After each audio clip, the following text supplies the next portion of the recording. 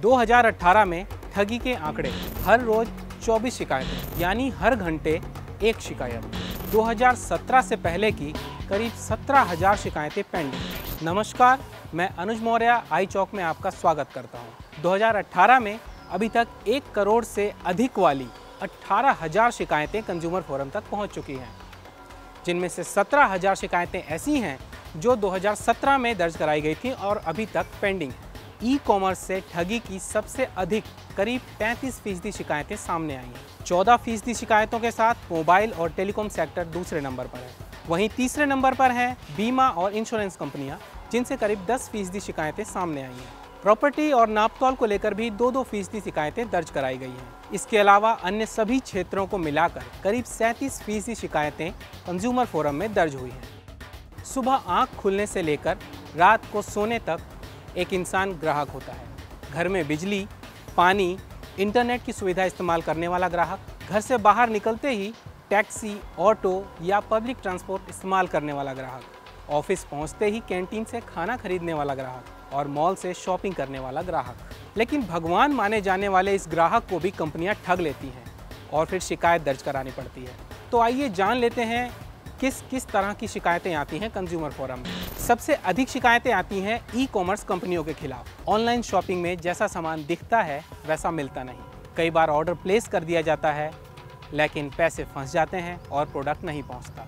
अस्पताल में मरीजों को परेशानियां होती हैं, बिल ज़्यादा ले लिया जाता है, एक्सपायर्ड दवाइयाँ दी जाती हैं, बीमा कंपनियाँ दावे देने में आनाकानी करती हैं और कई बार तो अस्पताल भर्ती करने से भी मना कर देते हैं। कुछ ऐसा ही हाल प्रॉपर्टी का भी है। घर की पोजीशन टाइम से नहीं मिलती। एक ही घर की रजिस्ट्री कई लोगों के नाम पर करा दी जाती है और अगर बुकिंग रद्द करवाओ तो बिल्डर पैसा देने से मना कर देता है। एयरलाइन कंपनियां ओवर बुकिंग का हवाला देते हुए टिकट कैंसिल कर देती हैं। कई बार अंतिम समय पर यात्रा करने से मना कर देती हैं। खराब गुणवत्ता का खाना दिया जाता है।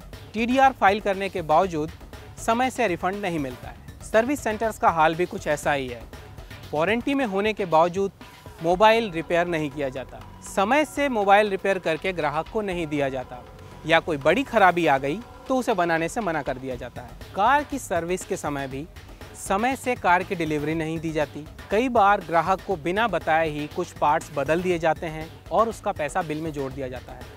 इसके अलावा कई बार बिल में लेबर चार्ज भी अधिक जोड़ दिया जाता है। इसके अलावा स्कूल कॉलेजेस में एडमिशन के वक्त डोनेशन की शिकायत, बीच सत्र में ही फीस बढ़ा देने की शिकायत, सत्र खत्म होने के बाद सिक्योरिटी वापस न करने की शिकायत।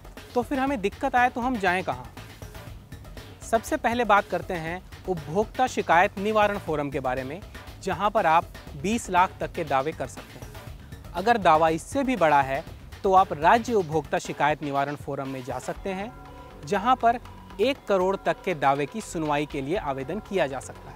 यहाँ पर आप जिला फोरम के दावे के खिलाफ भी आवेदन कर सकते हैं।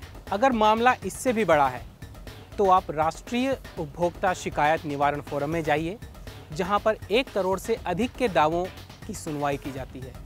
इतना ही नहीं, यहाँ पर आप राज्य उपभोक्ता शिकायत निवारण फोरम के दावे के खिलाफ भी अपील कर सकते हैं।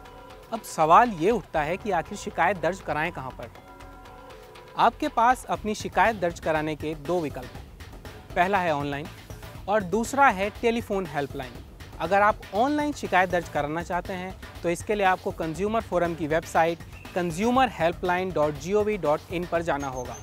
इसका लिंक आपको डिस्क्रिप्शन में मिल जाएगा। अगर आप चाहें तो टेलीफोन हेल्पलाइन के जरिए भी अपनी शिकायत दर्ज करा सकते हैं। अगर आप BSNL या MTNL के ग्राहक हैं तो इस नंबर पर कॉल करें।